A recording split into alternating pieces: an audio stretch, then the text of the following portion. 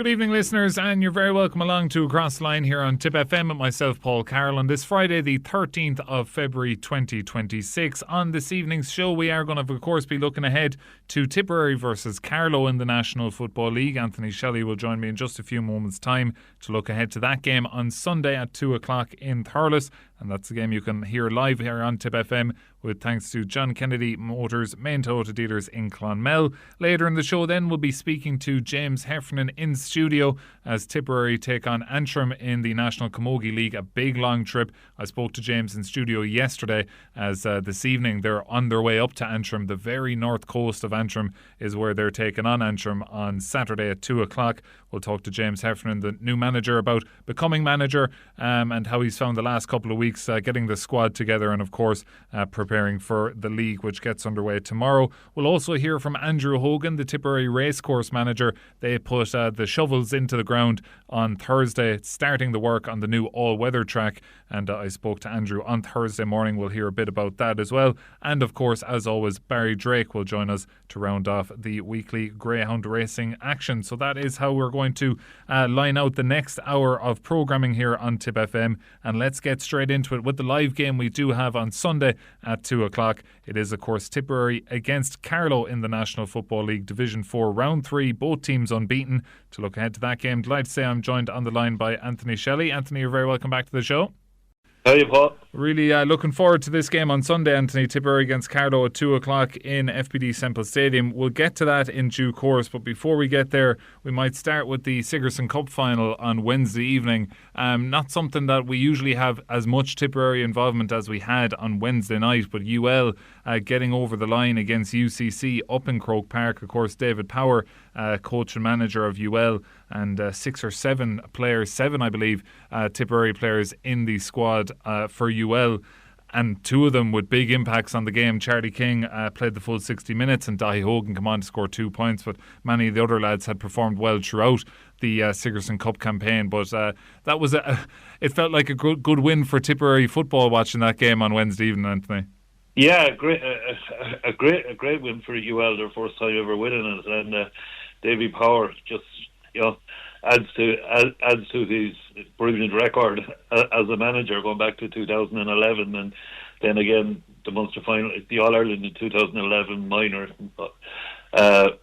Munster in 2012, that unforgettable day in 2020 with the Munster Senior, and now Sigerson Cup.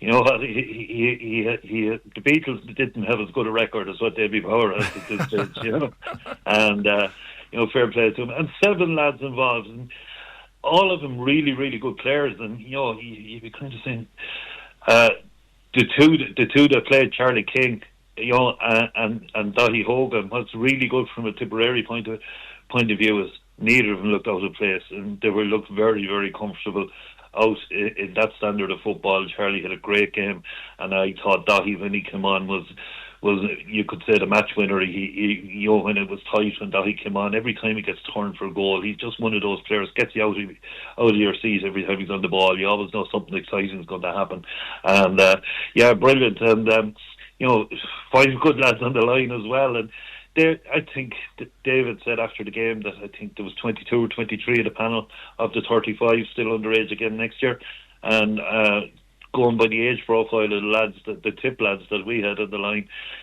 providing they get their exams, of course, you would imagine that a lot of them will still be involved in Sigerson next year. So from a Tipp point of view, brilliant. But I think I've been saying for a little while now that in 2 or 3 years' time, I think we'll be back to the exciting times. If we can keep everybody together, we'll be back to the exciting times with Tipp football. I think there's a crowd of young lads there that are really committed and want to play for the county, and more importantly, they're all really good players. So I think if we keep everybody together over the next 2 or 3 years, I think we'll see a good rise in Tipperary football again. Yeah, for sure. And even reflecting back on that, Sigerson, and it was a good point you made there about the likes of Charlie and Dahi not looking out of place on that stage. Charlie got a really important turnover right at the end, right in front of David Power, that kind of prevented UCC from getting up the field to try and level the game or to go on and win it. And as you mentioned, Dahi's 2 points off the bench, so elusive and just so quick, and on that surface in Croke Park it really suited him. So brilliant performances from those two lads, but that turnover right at the end by Charlie King was so important at the time. It was. It was vital, and I felt anyway since maybe the quarter final that, the way they say that your name might be on the cup. Yeah. Like they've dug out results, the quarter final, the semi final they looked at and buried. And on Wednesday night, I think David said it after the game, and you'd have to agree with him, it was their most complete performance. You could say that their goalkeeper got man of the match, but you know what, if UCC had won that, maybe the UCC goalkeeper would have got man of the match as well, because he made some really good saves as well. But Charlie just looks so comfortable on the ball all day long.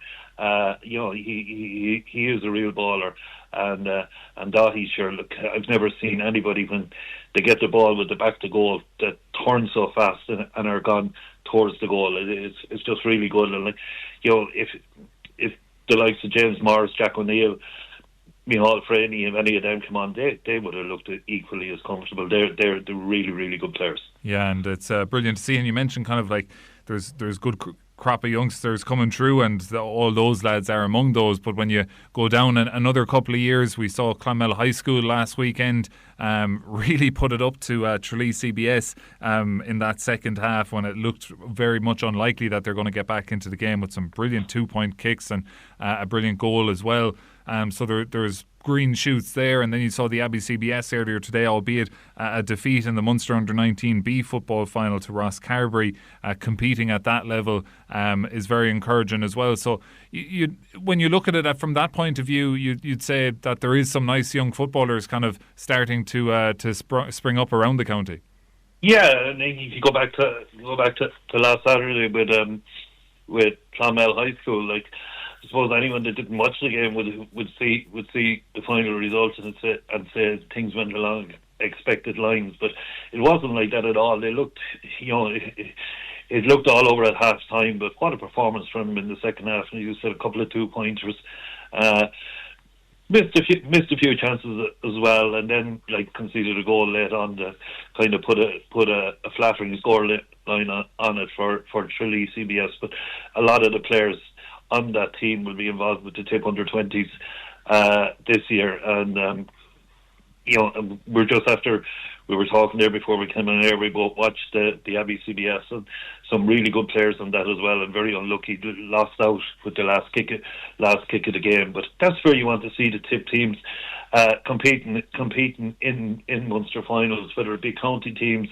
or school teams. And I always say at the start of the year, if you're a minor under-20 manager, if we can stay as maybe the third best team, it's always going to be hard to be ahead of Kerry and Cork at underage. But if we can stay ahead of the Limericks, the Clares, and be the third best and competing at the latter end of these championships, it'll all bode well for every game they play will bring them on, and it'll all bode well for Tipp football in 2, 3, 4 years time. Yeah, and Paddy O'Gorman, of course, involved with the high school Clonmel, the Tipperary under-20 football manager, named his team during the week, and not too far away, the 14th of March is when they're first out in the Munster Championship, so that is creeping up on us ever so slightly. But if we look ahead to the Tipperary game this weekend, Anthony, it's Carlow, the opposition, the table toppers in Division 4, coming to Semple Stadium on Sunday at 2 o'clock. Carlow with wins over Antrim and Wicklow, and Tipperary with the win over Antrim last time out and the draw with London the first time out. Just before we talk about that game in general, the win last time out was a very novel in a way. It was on in Moneygall, which is like the first time, I think it was in 50 years that an inter-county competitive game had been played there at senior grade. Tipperary got the win. It was one of those games where there was so much happening at the very same time in terms of the senior hurlers, the ladies footballers. It was on maybe in a place where the footballing strongholds of Tipperary would be far away from. So you could almost have a T-shirt, Anthony, to say you were there on that day, but you were there to see that game, and a really important win for Tipperary. Yeah, well, there was a lad selling T-shirts on the way, and he wouldn't have made much money. I said there wasn't 100 people at the game. But it was a well-deserved win. I would have had, at the start of this year, and we're only 2 games in, but at the start of the year, Antrim came down from Division 3 last year, so you always kind of will be saying that they would be one of the favourites to go up. They're after losing their 2 games. They seem to have their own in-house problems. A couple of players, Paddy McBride, Kevin Small walked away after the Tipp games. A little bit of in-house fighting going on there. But that shouldn't distract from Tipp's victory. They were comfortable all through. It was a 4-point win. It was That to me was the minimum they could have won it. If Tipp had won that game by 7 or 8 points, it would not have flattered them. I thought they were comfortably all the way through, and a really good performance on a heavy pitch, wet pitch, heavy ball, heavy air. There was never going to be too many two-pointers got, particularly up the hill towards the Obama end in Moneygall. The Obama end. Yeah, there was never going to be too many. But I thought it was a good, comfortable win for them, and a good, I think I said it before, a good professional performance. Yeah, and it's an important 2 points as well. Tipperary with 3 points from a possible 4 in their first 2 games, and along with that win, and with all the lads involved with the UL Sigerson Cup team that we mentioned, a nice bit of momentum coming into this game, you'd have to think. That's it, and then, they'll all tell you, and they're right, that winning is a habit, and and the lads from UL, if I know there's some of them named to play, if they all play like that, they'll be buzzing for this game on Saturday, or on Sunday, sorry. And if we could win it, I still think a top 4 this year would be top 4 in the league. Would be really, really good, and it would, we finished 5th last year, get into the top 4. But if we win it, you be opening your eyes and say maybe promotion is on the cards. Like, now, you don't want to get too carried away because we had 5 points after 3 games last year. Just because you have 5 points after 3 games this year, if we were to win on Sunday, it doesn't mean you have to see it out. With 3 more home games to come, promotion is a possibility, but it wouldn't be a disaster if we didn't. If you were looking for promotion next year, I think that might be the better route to go. But that's only if you were inside in that squad, you'd be thinking totally different. You want to get up and play at Division 3 straight away. Yeah, and you mentioned winning is a habit. Carlow have won their first 2 games, and they actually won their 3 pre-season games as well. So they'll be coming in with an awful lot of confidence. And recent meetings between these 2 teams have been very, very interesting in terms of last year. The first round of the league, Tipp were 8 points down and came back and drew the game. But the previous 2 meetings, Carlow won by a couple of points. So Tipperary probably owe Carlow one, but if history tells us, or recent history tells us anything, very tight games between these 2 teams. Very tight games. I think if you go back 5 games, I think it's 2 wins for Tipp, 2 wins for Carlow, and 1 draw. So nothing between them. And then if you were to drill in a little bit further, like Carlow beat Antrim by 4 points, and Tipp beat Antrim by 4 points, and even to make it that little bit to go down a little bit further, and both teams have kicked 5 2-pointers this year, so there's no advantage there either. And then I was looking at what the forwards have scored, and Carlow's 6 forwards have scored 227, which are 33 points, if you want to put it that way, this year in the league. And our 6 forwards have scored. Granted, we're doing it just from 3 players, but we've scored 130, which is also 33 points. So, in your head going in, you say this will be a very close game. History will tell you it'll be a very close game, and recent stats will tell you that this game could go out right to the wire, and maybe might be decided on who has the ability to kick the most 2 points, and that's where I give us the advantage. We have a half back line there named for Sunday with Mark Stokes, Paddy, and Luke Boland, and then in you have Stephen Keane-Smith, Michael Fraley, and Shawnee O'Connor, all capable of 2 points. So if we can get a couple of 2-pointers in this game, it could make all the difference when the scores are added up at the end of the game. Yeah, and you mentioned a point there. I read it, Stephen Barry in the Nina Guardian this week, bringing up the point that Keane-Smith, Sean O'Connor and Dahi Hogan have accounted for 130 of Tipperary's 134 in the 2 games so far. And you could look at that and say, God, you're reliant on 3 players, but we could have been having this conversation maybe the start of last year or 2 years ago, and we'd be saying how Shawnee O'Connor has scored the most of Tipperary scores, and we're very reliant on him. So Shawnee has a little bit more help now. He scored 16 points. Keane Smith has scored 10 and 1-4 for Andrew Hogan. So that's a positive in itself. Absolutely. I mean, Keane really came of age last year. Keane Smith really came of age last year, and he's constantly chipping in with 4 or 5 points per game. And Dahi's kind of, this is, I know he got a couple of games last year, but this is his first full run at the league. And you could say, right, we have only 3 scorers, and if they were marked, that would be in trouble. But if you look at it, I said Carlow, all six forwards from Carlow scored, but their full forward Chris Blake, who's just back on the panel this year after being off for a few years, and he's in a full forward. He's got 112. So Carlow have 3 forwards to mark. I would say that if James Morris can get to grips with Chris Blake, and that's not easy because Chris is, I remember him from years ago, he's just one of these lads that gets it, turns and shoots. He doesn't take any touches. He would shoot from anywhere, and some days they all go over. But if we can keep him down to maybe 3 or 4 points, I don't think the rest of them will score enough to beat you. So I see that as a huge matchup.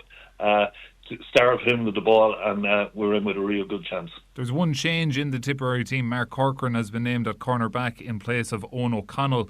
So Mark Corcoran coming in, what I believe is his first league start. So it's a big day for him there at cornerback. Yeah, Mark would have been in with the Tip panel last year. Well, after the league, when Philly was bringing in some of those under 21s. Mark is a really good player, but he got injured and he missed all of the campaign last year for Clonmel Commercials. But he's a really, really good cornerback. Just really efficient, does his job, wins his ball and gives it off and back into. I'd say he's a cornerback and a cornerback only. You know what I mean? But he's a real old-fashioned, a really good player. It's a big ask for him. He'd be on the likes of Ross Dunphy, who's a very experienced player. In the corner, or maybe even Conor Crowley in the other corner. It's a big ask for him in his first game, but well capable. And Niall would have had him for a couple of years at under 20, and obviously trusts him to do the job. And it's good. It's good that Niall is prepared to back the lads that he has worked with all along. But at the same time, you don't want to get too carried away with throwing in all the young lads. We have some really good experienced players on the line. I'm always a big fan of Emmett Maloney, and I've never seen Emmett play a bad game for Tipp. So if things aren't going wrong, you don't want to throw the baby out with the dishwasher and go with all you use the experience. Emmett Maloney, bring on Mark Russell at some stage during the game. Mark is always good for another for 2 or 3 points when he comes on. So yeah, but it's great to see that Niall is prepared to back his convictions and go with the lads that he really trusts, and that's a big vote of confidence for the likes of Mark Corcoran. Yeah, and there's a bench there with lots of options on it as well, which we'll get to when we meet up on Sunday. But finally, Anthony, when you are leaving Templemore on Sunday, driving to the short spin to Thurles, what will your feelings be? Are you going here optimistic, or give me a general sense of how you think this is going to play out? I'd prefer if it wasn't, and I've said this a few times to you before, I'd prefer if it wasn't driving to Thurles. I think that this game, Carlow have huge pace from that team, and particularly, I'm not sure, Paul, if you were down in Carlow last year, but the likes of Mikey Bambrick and these guys, when they run at you, they can hurt you. So while we have wheels ourselves, so do Carlow. I nearly prefer that this game was somewhere else. Niall has a different view, and that's why he's manager. But our record in Thurles is not good. We've lost 9 of our last 10 games in Thurles, going back to 2023. That's not a good record. But when we've played outside of Thurles, and the likes of Bansham, Moneygall, Clonmel, we've only lost 2 of our last 5. So going back over the same period. So I would be happier if we were going somewhere else. But I'd settle for a draw. Well, let's see how it plays out. Anthony will be joining myself on Sunday for a live commentary of that game that you can hear on Tipp FM if you're not heading to Semple Stadium, but we definitely encourage you to get out there and support the lads if you can. But we will be live at 2 o'clock on Sunday with thanks to John Kennedy Motors, main Toyota dealers in Clonmel. Until then, Anthony, thanks for joining us on the show. No problem, Paul. See you Sunday. Now, before we take our first ad break of the evening, as you've surely heard already in the news bulletins today, the Fitzgibbon Cup final taking place this evening at 7:35 in Croke Park, with huge Tipperary involvement on both sides. If we were to look at the UL team, of course, the headline names in terms of us, Donoghue and Darragh McCarthy starting for UL tonight are certainly named in the starting 15. Aaron Morgan of Killer One McDonough's there in the full back line as well. Conor Martin and Jamie Ormond on the bench for UL. Then on the other side, in the Mary I corner, Knockavilla's Adam Daly and Holy Cross Ballycal's Owen Craddock are both named to start. Whilst on the bench you have the likes of Joe Caesar, Cathal Quinn, Ben Curvin and Sean Lahey. Be interesting to see if Joe Caesar features. And Liam Cowell mentioned after the Cork game last weekend that Joe Caesar really wanted to play this game, but he's just coming back from injury. So be interesting to see if he lines out for Mary I this evening. But 7:35 start, and without a doubt we will have Fitzgibbon Cup medalists coming back to Tipperary come this evening. So best of luck to all involved on that one. But now on across the line, we're going to take a quick ad break and we'll hear from the Tipperary senior camogie manager James Heffernan live in studio after these.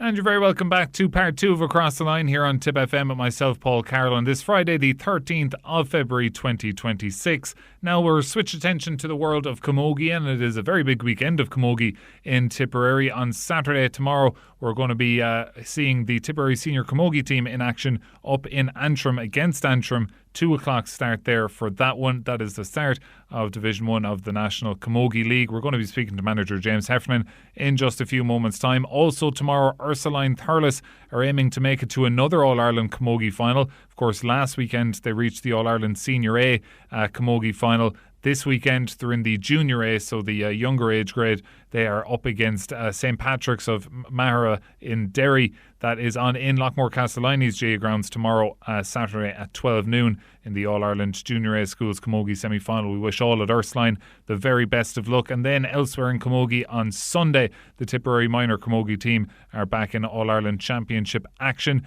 They take on Kilkenny. That game is on in Feathertown Park on Sunday at 11:30 a.m. Now, yesterday on Thursday afternoon, James Heffernan, the Tipperary senior camogie manager, came into us here in the Nina studio, and I sat down and had a chat with him about becoming the manager, about their trip up to Antrim this weekend. They're already on the bus heading up to the very north coast of Antrim. It's about a 400-kilometre journey, as I checked on Google Maps, if you were to leave from the county camogie grounds in the Rag.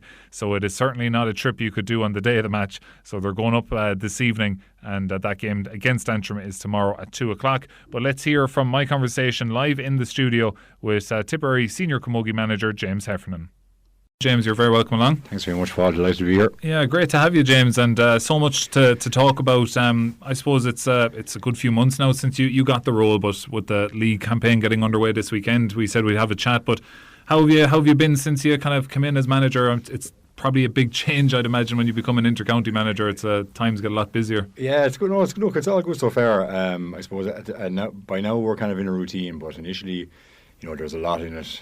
Probably running trials, meeting some of the players, getting to know the existing players, looking at as many players around the county as possible, just getting stuff in place, then your coaches, your backroom, all that kind of stuff. So a lot of work kind of initially, but happy enough now with what we put together, and we're kind of in a routine now, training and matches. So very quickly you're kind of into a block of games now, so probably a lot of the hard training is kind of over for now, and obviously we'll be training through the league, but extremely busy, but really enjoying it at the same time. The players are just brilliant to work with. They'll be happy to hear that a lot of the hard training might be over. But in terms of putting together a management team, putting together a squad of players as well, that's probably the most of the heavy lifting in the first couple of months, I'd imagine, because doing trials and things like that, and that all takes a lot of time. Yeah, it does, and you're trying not to rush into any decisions, and you're trying to give as many players as possible a chance, and especially the players that were probably on the panel for the last number of years, trying to get a look at them and see where they're at as well in their own form and fitness and that kind of stuff. So yeah, a lot of work in that. And I suppose really important is about getting good people around you.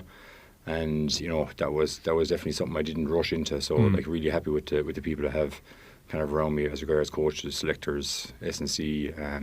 Bit of continuity as well from last year, which is good. So our physio, S&C, they were all kind of in place for the last couple of years. So that was good for myself to kind of have that I wasn't starting afresh from that point of view. But I kind of new coaches, new selector, obviously myself as well, and kind of obviously kind of support staff as well. But very happy so far with how things are going. And what made you kind of want to take up the role? Yeah, like it was not something that was ever on my mind, honestly. Like I kind of fell into the role, I suppose, with Clontarf Rossmore, like your own club, and I kind of realised how close they were a couple of years ago, probably 2022 when I stepped into that role, and just kind of really enjoyed that role. I was in it for 3 years, and of course we got to the promised land, I suppose, at club level, getting our first ever county final. And then the Tipp job just happened to come up, and probably coming towards the end of my own playing career with the club, and just said I'd have a go and see. And yeah, I realistically probably didn't fully expect I'd get it, but I thought, look, I definitely would have something to offer the role anyway. Yeah. But yeah, like went through that process and delighted to get it for a finish, like a huge honour.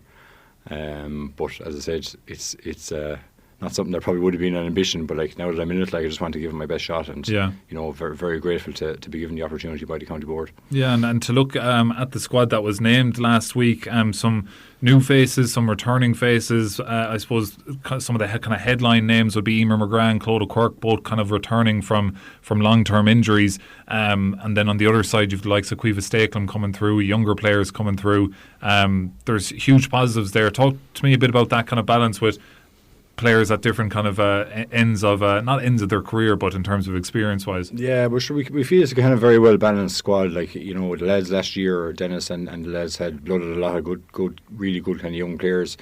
Say from the successful 2024 All-Ireland winning minor team. So like Sarah Corcoran would have been kind of featuring heavily on the team last year.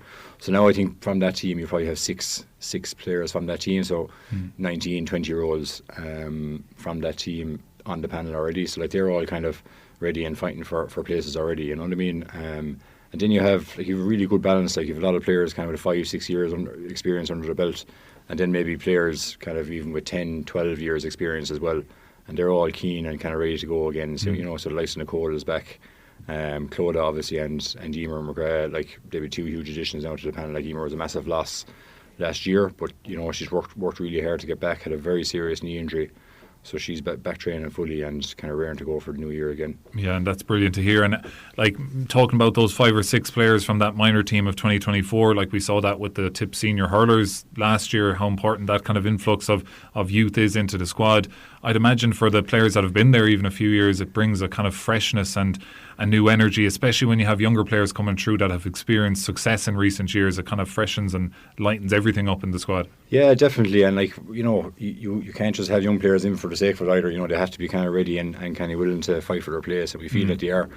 They are kind of at that stage, and we'll probably see at the weekend. We'll have a kind of a good mix of kind of young players and more experienced players as well. But definitely happy with how they're kind of what they're adding to the squad, and it definitely does bring a new kind of enthusiasm and brings more competition for places. That's probably one thing we wanted, was to kind of strengthen the panel.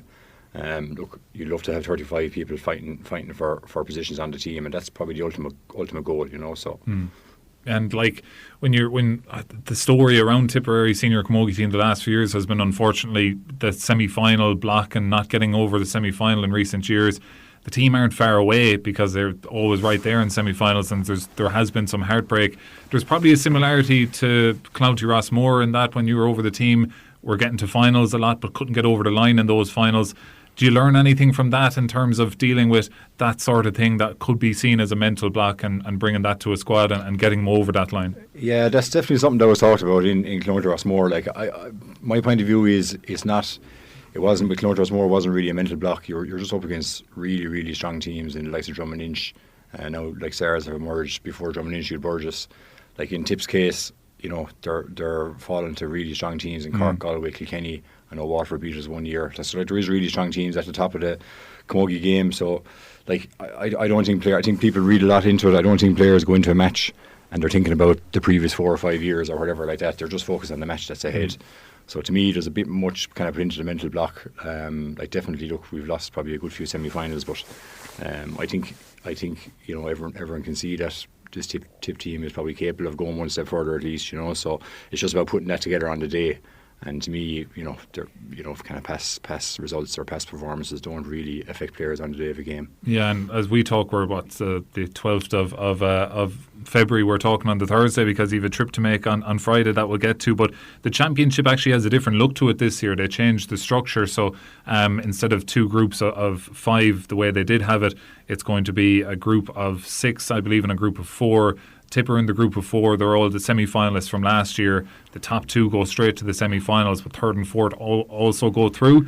So you're in there with the cream of the crop in terms of who you're going to be playing in the All-Ireland Championship group. But you do have that safety net that no matter what way those results go, you do at least have an All-Ireland quarter-final. So how do you kind of manage preparing for those games? Because it's a kind of a new championship and new format.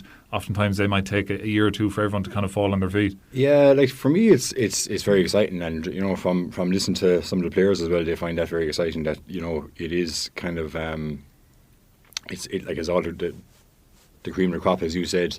There's probably it probably puts greater emphasis on those games against the likes of Cork and Galway in the group stage of the championship. Like if you can take a scallop there, it really sets you up, puts you into a good position of possibly qualifying directly for a semi-final. It probably puts more emphasis on the Munster Championship as well. That you'd like maybe a good run in the Munster Championship, to try and prepare you as well as possible for that All-Ireland Championship.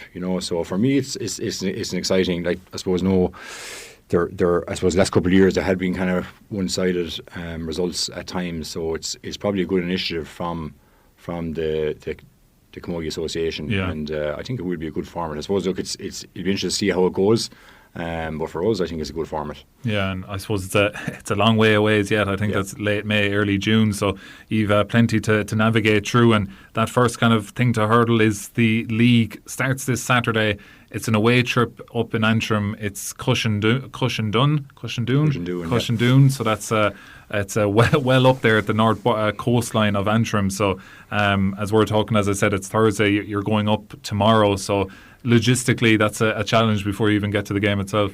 Yeah, there's a good bit in it now, and I suppose it'd be easier if maybe your first game as tip manager was more local or in the reg. But no, it's all good. Look, I've great help in kind of organising it. It's just a matter of getting the right hotel and getting your timings right and stuff like that. There's a lot of players coming from college and work on the Friday, so just making sure everyone's kind of catered for.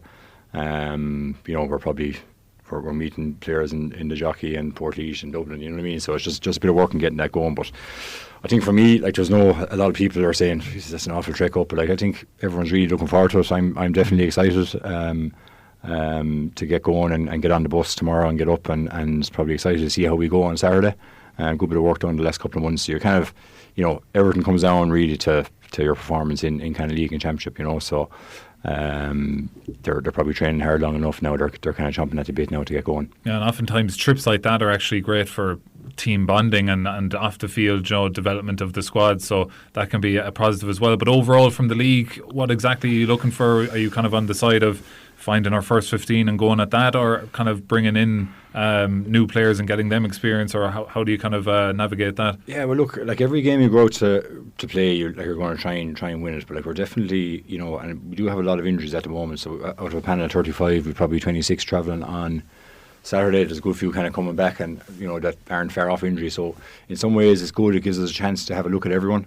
So like look, like a lot of players on the panel already have a league medal. It's not to say we don't want to win another one, but definitely we need to strengthen our panel, and we'll be using the league to have a long look at all the players kind of in that competitive environment.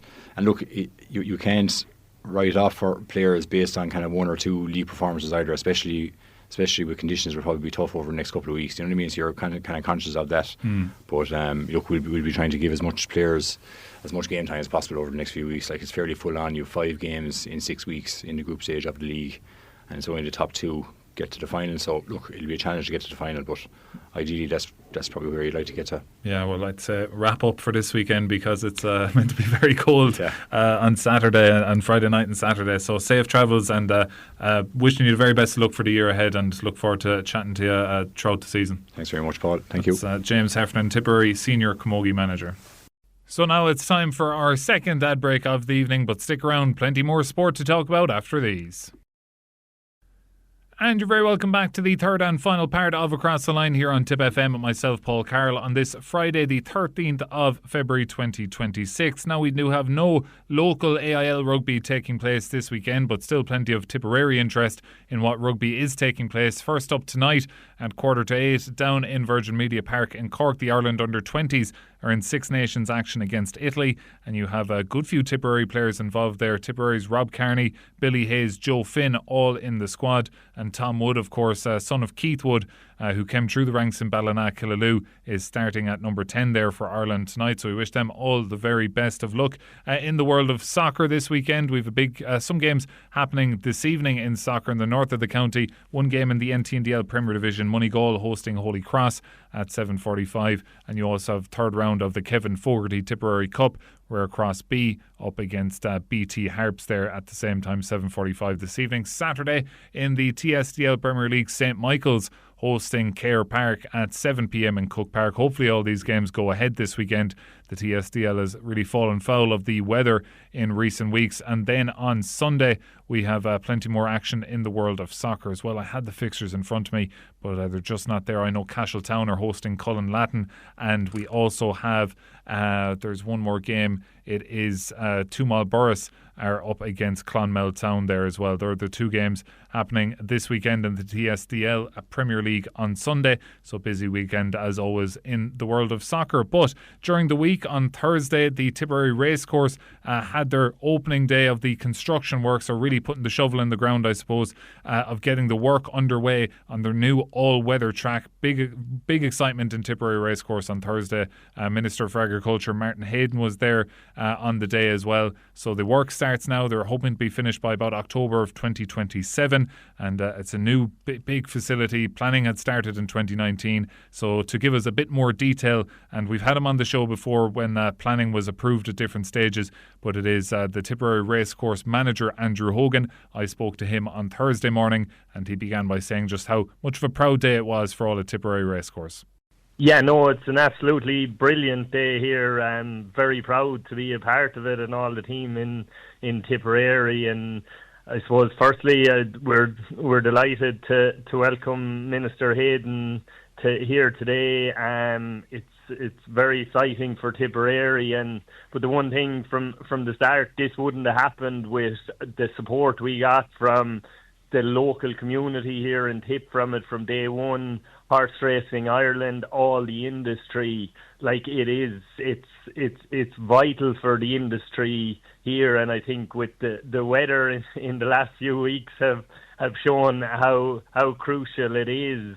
I know there's an existing all-weather in the north, or in Dundalk, but there's nothing in the south, and I think it'll be brilliant for all-weather racing in the future. This is a world-class facility. We're going to have 2.2 kilometres of track lit up, and so a very exciting day. And it's for the racecourse here in Tipperary, what it's going to do is just going to be a complete game changer. We have 11 fixtures at the moment. We'll go to 31 when we reopen in 2027, and we'll have so much. It's not just going to be a race course, be open to all the local community that supported us. It'll be a venue that's open 365 days a year. We'll have galloping of horses every morning, similar to what you'd see up in the Curragh. What it's going to do for equine tourism and the industry for trainers in Tipperary, Cork, Munster, all Ireland, to be able to gallop and use this world-class facility every morning. It's just going to be a game changer for them, and the business is going to generate locally and throughout the country, and attract in foreign investment as well, like the amount and sales of horses globally, that run on the all-weather as well. So it's going to be a game changer. Yeah, to say the least. Yeah, it sounds unreal. And like the construction starting today, will the construction kind of affect the racing that's normally taking place there, or will it be in a separate area? No, basically we're closed down now. We're a building site, so there won't be any racing until we return in 2027. Okay. So your job takes on a different role, I suppose, and a different look to it over the next kind of couple of years. Yeah, I'll be taking on the job of driving a shovel today, but extremely exciting times, and absolutely delighted to be a part of it. And as of now, the completion date, when are you looking at? We're looking at Q4 27, so reopen in October 27. Well, Andrew, it's been a long journey to get here, but it's brilliant that the day is here now, and wish you the very best of luck today and over the course of the construction period. And thanks for joining us. Thanks a million, Paul.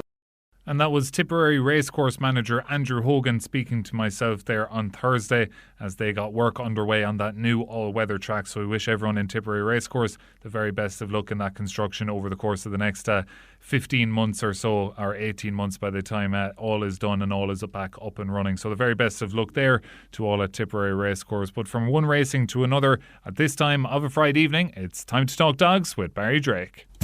Tipp FM's Greyhound News Update with Greyhound Racing Ireland, the ultimate night out for hens and stags. Enjoy racing, dinner and fun-packed packages across the nation. It's another very busy weekend of greyhound racing with plenty to look forward to at the various tracks around the country. We're going to start with local affairs, and we're going to switch our attentions to Clonmel Greyhound Stadium, which hold their usual Friday night programme, which gets underway at the Clonmel Greyhound Stadium at 7:30. Some good racing action to look forward to tonight, but in terms of predicting a winner or two, we're going to concentrate on race number 7 first, and trap number 2, Ed Marine Force for the Patrick and Thomas O'Gorman kennel down in County Wexford, was a greyhound that created a favourable impression when winning in July last year. It was a 28.73 winning performance on that occasion, and we haven't seen it in racing action since, but it did trial real well over the course of the last couple of weeks when clocking 16.23 for the 300-yard trip at Clonmel. Looks a real nice sort and certainly one to watch going forward, and I would expect that to bounce out in front and make it back-to-back winning performances there in the 7th contest at Clonmel Greyhound Stadium tonight. Elsewhere on the card, looking ahead to the following race, which is race number 8. This is a good contest here. Couple in with a chance. Trap number 3, Alan Grove, is one to keep an eye on for Peter Barry in Tipp Town. Has got some good form in the book, and was unlucky last time. Definitely caught the eye in the feed, of course. Has dropped down the grades in recent times, but the one they all have to beat here is trap number 6, Ballynakill Dave, who's owned by the Stop Now Syndicate down in Dungarvan and trained by Jonathan Regan. It's got some nice early pace and was a winner last time out around the all when winning in 29.74, and a reproduction of that could see it follow up and record back-to-back winning performances.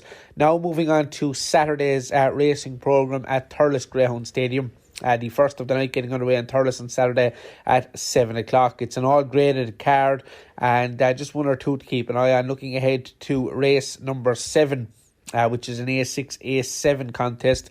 Trap number 3, Memories Line Out, wasn't beaten far last time for Ned Fogarty in Thurles. It's without a win in 3 career starts, but this does look like a good opportunity to get off the mark for the first time. Also keep an eye on trap number 6, Mumbai Pickle, of course, for Roger Burleton there in Thurles. Also, of course, in Thurles on Saturday night, looking ahead to race number 8, Michael Donnelly is always a trainer to watch out for when he makes the trip to Thurles, and he can strike here with Danger at Oak, of course, who's owned and trained by Michael Michael Donnelly down in County Kilkenny. It was a 29-71 winner on debut around Kilkenny, and I would expect that to return to winning form there in Thurles on Saturday night. Switching our attentions back to Clonmel Greyhound Stadium, their usual Sunday night programme will get underway at 6:04, and of course live on the SIS racing cameras, but always has some really good racing there as well on a Sunday night. Always look forward to their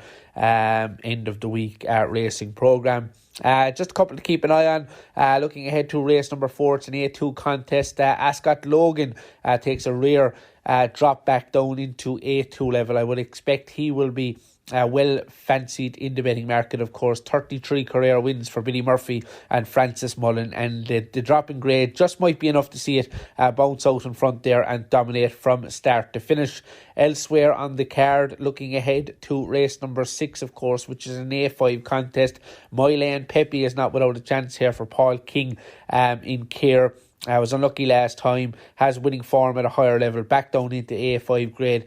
Could be enough to see that get back into the winning groove. Also in the night, race number 7 is a good contest here. Trap number 2, Airmount Bart, big player here for Gerard Kiley down in Ferrybank in County Waterford.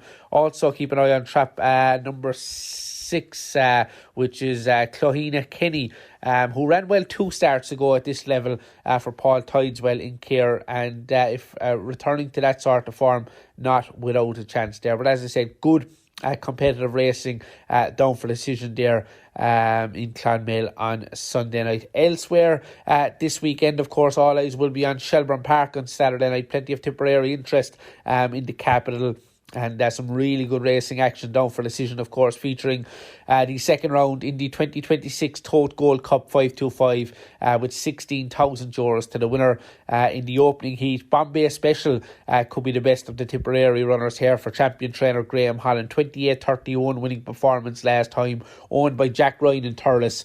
Really nice sort. 7 wins from 9 career starts, and definitely expected to go very close. Of course, all eyes will be on Solo and Go, trained down in Kerry by Liam Dowling, of course owned by the likes of David and Paddy Clifford, recent winner of the Kingdom Derby at the back end of the year, and a second down in Cork in the Big Laurels. Solo and Go can make all in the second heat. And one final mention for a greyhound in the competition. Owen McKenna has got Calloway 5, who's owned by Dennis Murphy down in Killarney, and he's fancied to take heat number 3. So another busy weekend in the world of greyhound racing. And many thanks as always there to Barry Drake for giving us a rundown on what's happening in the world of greyhound racing. And while we're talking greyhound racing, next Saturday night, of course, we're all going to be heading down to Thurles for the Tipperary versus Limerick game in the National Hurling League. That's on Saturday night at 5:30. But at 7:30, just across the road in the Thurles Greyhound Stadium, the first of 10 races will be going off, and it is the Tipperary Supporters Club night at the Dogs. And you heard the Tipperary hurlers and have past and present speak about how important the Tipperary Supporters Club is. Well, this is a big night for them. Tickets are just £20 and children are free. Also includes a race card, free raffle, and entry to a raffle which you could win an autograph signing by the 2025 All-Ireland winning Tipperary team. And there's also, the raffle includes hotel break, cash, hampers, signed jerseys, the whole lot.